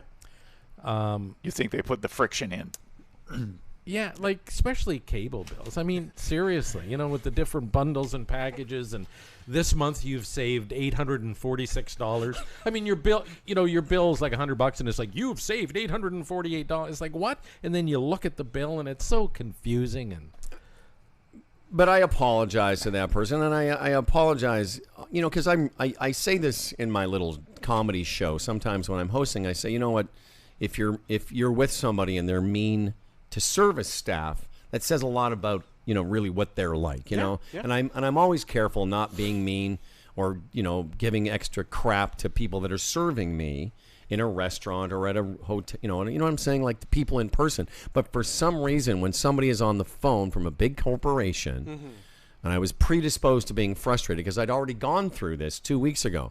But to your point about it being a complicated bill, so I get the bill. And there's writing on 4 sides of 2 pages. Yeah. So the first thing I see is account owner, H. Glassman. So I'm like, oh, we didn't get it changed. But it's still in my name. It's just coming out of the company. But nowhere does it say that. So my first thought is, okay, it's still in Howard Glassman's name, and I showed it to you. I said, well, they're still billing me. And then I didn't see the line, please pay by pre-authorized till the 90-minute mark. Yeah, but see, I had told you that too. Because, with the cell phones, it was being done with cell phones, so why couldn't you just phone up and say, tack this onto it now? But nothing's ever that I'm easy. also thinking it's the complexity of the arrangement because Howard is a personal account, the company is a business account, and they probably have different staff to deal with this stuff. Oh, absolutely, and that's how that's how it started. Oh yeah. It's an accounting thing. That's all. But the irony is there was no problem. It was done some time ago. But I will say this: Yeah. when I did it originally, it wasn't simple. Because your home. The Bell home phone people and the Fibe and internet people aren't Bell Mobility. No, they're also other and numbers. Bell Small Business is not a home account. Right. So there were some complications. And so when I did it the first time, I did not get frustrated with Bell. I'm like, okay, this is the process. I'll take care of it. And I thought I took care of it. So the predisposition to being a bit frustrated, thinking I'd already done this. And you thought you had to fix it again. The other thing, to your point, Fredily, is that the actual billing date when it comes out, I think somewhere on this page, is February 3rd. Right. So I should have seen that. Or sometimes, you'll read a bill and you'll be all set for a fight. And you hit those buttons a lot harder. Yeah. And then the person gets on, it resolves in seconds. Oh, yeah, no problem, Mr. Patterson. Yeah, it's all done. Well, wait a minute. What about our fight? Well, so you know what I'm talk to talking the about. Like, manager? I called them hoping to have a conversation like, well, I'll just cancel everything. Oh, yeah, good day to you. A legend. I must have said that a couple of times. If this doesn't get resolved with the next person, I'll call and cancel everything. Did you really? Oh, yeah. Oh, yeah, I got to that part. Oh, I'm glad you didn't, because then that would have fallen in my lap. Probably. Oh, God forbid, and you're on your way to the cartel. Anyway, it was embarrassing and humiliating, and it was a great lesson in, like... Humility. I don't know. Please pay by pre-authorized, Howard. But again, I was confused by the fact that it was in my name. Anyway, that's my story. That's my Bell Let's Talk story. Well, I think that's very relatable. I think we can all identify with that. We've all been in those situations where, yeah. No, I don't want. It is embarrassing. I don't want to bring this up because it is a day of reflection on mental health. But how are your Leafs? I'm meaning to ask you the last couple of days. Oh, they won the other night. Are you still watching? Are you boycotting them? I didn't watch the other night. I started watching this thing on Netflix called Shetland. It's about murders in the Shetland Islands. Oh, I thought it was about a pony. That's what I. Yeah, I don't know. No, they won the other night, and that's great. And hopefully they'll make the playoffs. I don't think they will, and hopefully they will. But if they do, they've got to play Washington, Tampa, or Boston, and it'll probably be the same old result. So I haven't bought in a lot. Like, I'm not that invested. Are you going to do something? To me, there's nothing at the end of the rainbow, so to speak. That's frustrating. Are you going to take some measures in Mexico to be able to watch your Leafers? Oh, yes. You got that figured out? Oh, yeah, I got my VPN and nice. The whole thing. Oh, yeah. Oh, yeah. Oh, yeah. What do you think of that, Dan Duran? I think that's pretty awesome that he's maintaining contact with the world, even though the beach is right there and all the sea fish. Hopefully I don't. All the sea fish. Yes, all the sea fish, Dan. Hope I don't slip on any blood. Cartel blood. Oh, yeah. When you're on your way to get some sea fish. Like, hey, I can just imagine the cartel listening to this conversation like, hey, when the Fred man gets here, we're going to have a sit down with the El Chapo of Brampton. What about the Super Bowl? Have you got a prediction yet? Oh, yeah. Because I always ask you because... Yeah. No, I want Kansas City to win. I don't know. It looks like it's going to be pretty competitive. It's Kansas City and San Francisco. I think it's going to be a good Super Bowl. And I hope I'm right, and I hope Kansas City wins. How's the halftime? Who's the halftime? Jennifer Lopez or something? A bunch of music I don't listen to. Is it Jennifer Lopez? J-Lo and what's her face? Rihanna? No. Oh, jeez, Shakira. There you go. Shakira? Like, which one? Yeah, Shakira. Yeah. Wow. Yeah, they've really gone safe now with that Super Bowl entertainment. Well, it's that. I think it's brilliant. It's one of those things where people gather for the Super Bowl, and then at halftime, all the women that really. And I don't want to stereotype, but come on, how often do you go to a Super Bowl party and the guys are into it and the women really aren't? Come on. But at halftime, they all rush to the television. No, it doesn't Can sound you say that? No, it doesn't sound stereotypical at all. No, that sounds completely... But I would say that's reality. Yeah, maybe. You can't say that. But I think that's their strategy. Well, it makes sense, yeah. Yeah. Because average guy football fan, I don't think is really totally tuned into that halftime show. But it must make sense on some level because Jennifer Lopez and Shakira are certainly not a male-oriented act. I mean, and all the radio stations in this city that play Jennifer Lopez are all huge female demo stations. Yeah. Although I said to my wife, I said to her, I said, Sunday we're going to be in Playa del Carmen, and I said, I want to go and watch the Super Bowl. It's some neat place. And with my buddy Doug, and I said, I don't know what you and Laverne want to do. And she said, well, we'll come with you. And I thought, wow, that's interesting. Oh. I didn't expect that. Well, it's a spectacle, though, right? Yeah, it is. And again, you're out of town, and it's like an event, and so I get that. So that's what we're going to do. So you're going to and Playa del Carmen, where you're just a little bit south of the actual main part of that. And people who know that area know there's a famous street. It's called Fifth Avenue, and it's a few kilometers long, and there's shops and stuff on each side. But there's one thing I do remember. If you see it, it's pretty cool, and Dahl might like it. But what they do is you walk. Have you ever been there, Timmy? So you walk down the street, and then they have the little shops. And one of the shops, speaking of sea fish, they've got these fish in a tank. And what they are selling is the opportunity to put your feet in this tank. That's right. Mm-hmm. And the fish eat all the bacteria and dead skin off your feet. Yep. It's kind of like a Mexican manicure or pedicure or whatever. Wow. You know what I'm talking about? It's a Cambodian and Thai thing, too. Is it really? A Chinese thing, too. I remember this. So you should do that. You should say, Dahl, because maybe she doesn't know, but you say, Dahl, we're gonna go and get our feet done. We're going to do like a pedicure or whatever, and then take her to the fish tank and get her to see if Dahl put her feet in there. I'd do that. Yeah. Well, Fish they would have a feast on wouldn't your... the fish love me? Oh, yeah. Take a video of that, please. By the way, it's not Fifth Avenue anymore. It's Death Avenue. I'm going to wear a hockey helmet the whole time I'm there. I wish you would. Just walk around with a hockey helmet on. Vest. Why don't you do me a favor? Walk around with a hockey helmet on, calling it Death Avenue, and then what you really... and the real name for Bell Let's Talk to. Just keep yelling. Just keep yelling. Fly a player. Oh, my God. Death Avenue. Seriously. Duck, all the years you hated on Mexico, and now you're going there for a month. Duck. Carne. What's that guy doing over there? Watch that guy. Look at that guy who just came in here. Look at him. Oh, yeah. I can see it now. You're just going to get into a gun battle.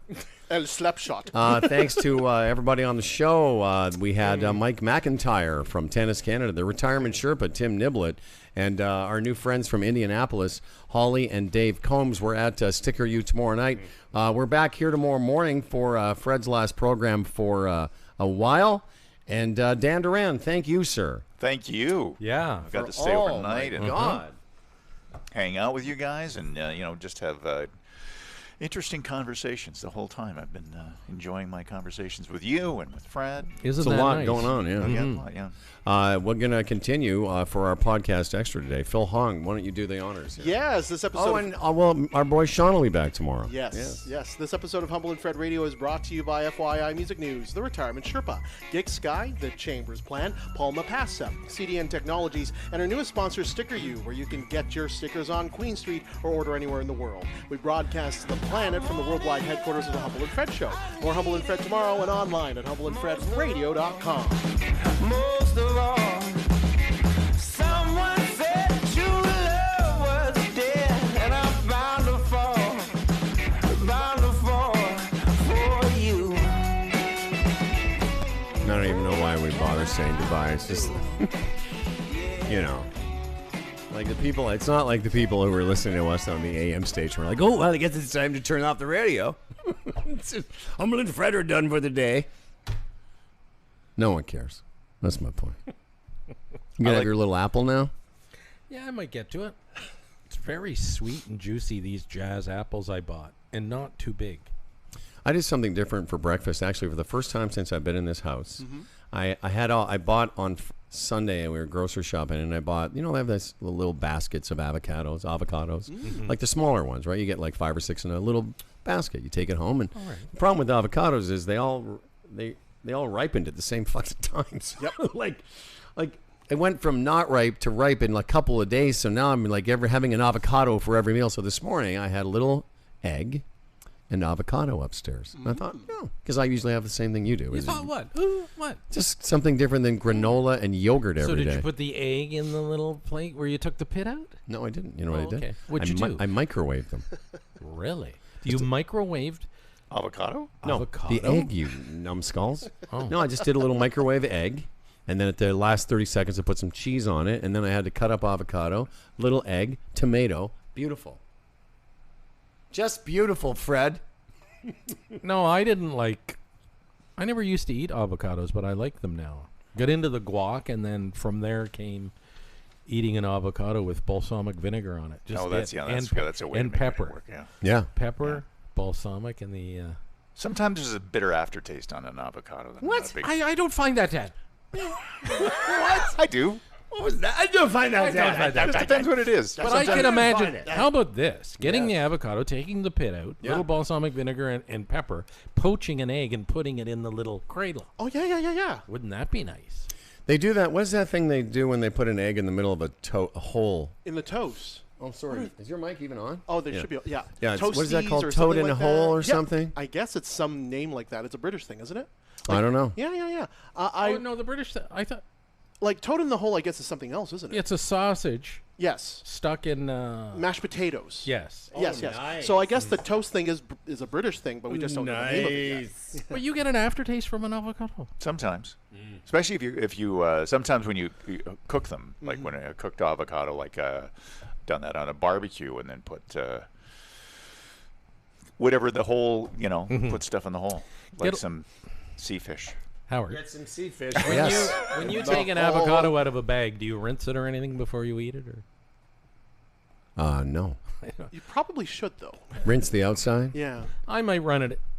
You know what my wife does now? What? Dishwashing liquid a little bit, and she cleans the avocado with dishwashing liquid. It makes sense because everyone's touched it. Pesticides. But I don't. You're eating the inside of it where they haven't touched it. But you're still handling it. So the knife it seems odd to me, Yeah. but I'm not going to because this is a thing. So what she does now with the stuff. knife going through the exterior of the avocado takes germs from the outside into the it would inside. definitely of the make sense. But I don't go through the exterior. So why don't you? So you should start doing that. Well, I'm not doing it. Just makes sense. It's dull for crying out loud. But when you cut into it, you're only getting the outside, really. Yeah, it's pretty minimal exposure, I would guess. But what are you I'd going to be more question? worried You're going about to lettuce or question something. doll? Is that what you're Not up to at right all. now? I'm Does not she The wash- other day. Does she wash strawberries and blueberries and those kinds of Oh, things? are you kidding? Absolutely. With- Even with I soap? I rinse. Oh no, not with soap. Although the other day I'm cutting into a avocado and she comes down the stairs and coming into the kitchen, so I quickly grabbed the dishwashing liquid and pretended I was there. But I put too much on, and I couldn't get the fucking suds off the prick. I'm telling you. Wait till the fucking cartel hears about this gangster heading to Mexico. Oh, Mall The fucking avocado washing gangsta. Bubbles. Hey, I was bugging her the other day. She got some raisins out for May, and I said, "You gonna wash those?" spit you like that. No, she didn't. She didn't know what to do with that. She didn't know what to say.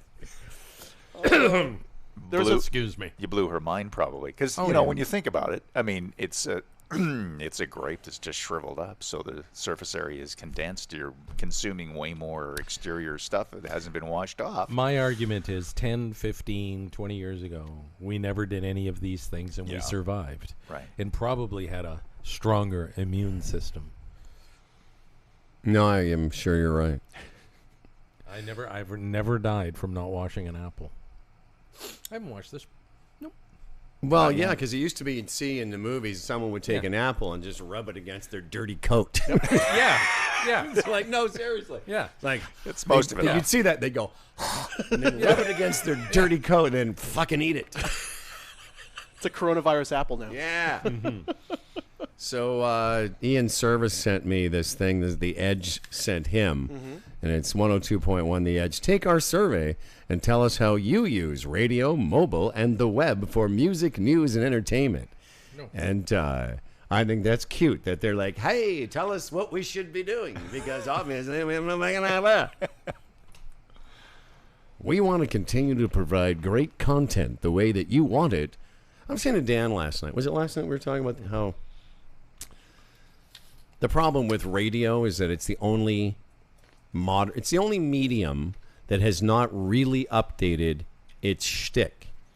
And what I mean by that, it's not just because they're not hiring us.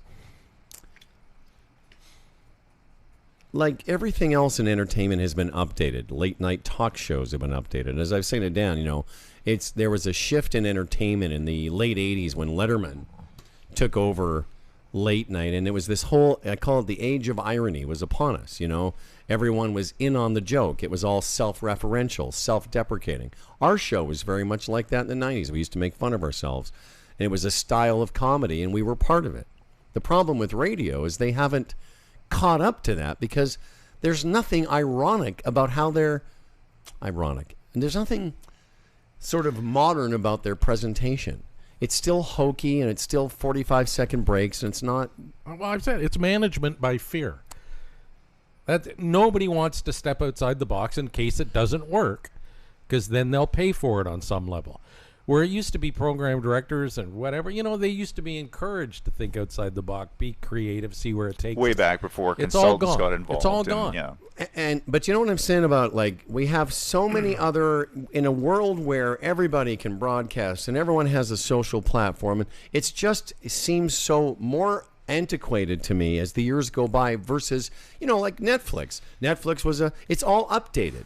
And when I say, like, whether it's swearing or being a little bit more risque or being a bit more honest or being a bit more whatever, radio just hasn't done that. Even the big shows. I mean, they're still, like, if there was a radio station, Marilyn Dennis should, I always say this, but used to say this about Aaron Davis, but if somebody earned the right to just sit and talk to her audience, you'd think it was Marilyn Dennis.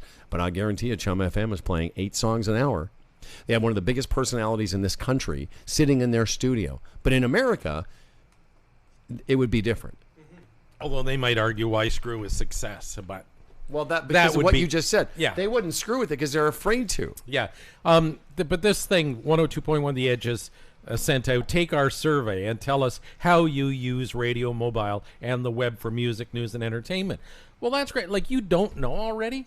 That's what I would think off the top, because I think I could give you the results of this survey, once all the data came in. But it says, we want to continue to provide great content the way that you want it. Well, no, you haven't been providing great content. That's bullshit. You used to. 20 years ago. And that's part of your problem. The reason you're holding this survey, because you're trying to figure out where all the listeners are going. The reason you lost listeners is because you haven't been providing great content. Yeah. Like, figure it out. Yeah, and we had a little back and forth with the radio business recently. And it was another great example of how the people that are in charge of the people like us have no idea what the people like us, do. And it's the people at this level, the announcers, the broadcasters, that is the business. The accountants and the corporations is the thing in charge of the business. They don't really get this part. Do you know what I mean? Like, they don't understand why certain things resonate with audiences. It's weird. Traditionally, way back when, back in the 90s, early 2000s, when we worked on the radio, I really had this mindset personally that the programmers in charge, you had respect, like, well, okay, maybe they've never really been on the air, been that successful, but they've been schooled in programming, so yeah, I guess they know more than we do when it comes to this stuff. So I guess that's right. We do our thing and they'll do their thing. Nowadays, these people, like, when you look at the profile of the people running these places, listen, I may not know everything, but I know more than these people. Well, like, I'll tell the people, like these people at Chorus that are running the Edge and Q and stuff like that. I'm sorry. If you were the guy at the top of a company that made widgets, like a factory, widgets, like if you were in charge of a factory, chances are you would understand what it was the consumers were buying from your factory. You'd get that. Yeah. Because that would be why you got to be in charge of everything, is that you really understood what your product was. Like, imagine if Raymond James didn't understand financial planning. That's what radio is. It's a bunch of people who run the business that don't really understand why listeners bother. If you look at the survey, I don't want to get into it. I just went through some of it, but that has always been the challenge for us at this level of the broadcast, which is somewhat hopefully resonating with an audience. The people that we've been working for, the more we've been doing this, the less they understand this part of the business, which, as I've been trying to clumsily say, this is the business. Yep. Mm-hmm. It's, the radio stations, the bricks and mortar, all that stuff. That's what surrounds it. But it's always been this part. I'll give you another example of the situation. So my parents in the 80s worked in the same factories as they do now in 2020. And so in 1988 or so, when we signed the free trade deal with the States, a lot of the work that was sent through these factories, GM, Chrysler, these guys, suddenly went south. They went to Mississippi and California, Illinois. And so my parents' bosses, thank goodness, they were very smart at the time, were thinking, well, we can't run our plants with American branded stuff, and everyone's starting to buy Toyota and Honda at the time. And so they had two options. They either move to Mexico or do something with it. And so these guys, they were mid-level managers in Magna. What a wonderful company to work for at the time, because they thought, well, let's find out what people are buying, and then we'll work for them. And so in 2020 now, my dad's last shift, last September, for example, he was working on Volkswagen de Brazil. So in other words, they decided to adapt instead of sit there and expect them to have all the wisdom. And so he retired, supported a couple kids. What a great story. Went to college, that stuff. That's a great story. That's fantastic. Beautiful. So here on the second page of the survey, the first questions, you'll love this. Thinking about AM, FM radio stations, what percentage of Canadian adults would you say listen on any device in a typical week? Why then are the they, next why are they getting you to guess? and then the next one, though, is thinking about Spotify. What percentage? Then the next question, thinking about Sirius XM satellite radio. What percentage do you think Canadians? Oh, yeah. That's a weird It kind of is approach weird. to it. How are you positioning that way? You're it getting should be people's do you opinions. Yeah. do you listen to Sirius XM would be the best thing, or do you listen to Spotify more than radio? Yeah. Oh, yeah. These people are stupid. Ha ha. We know it. Anyway. So there you go.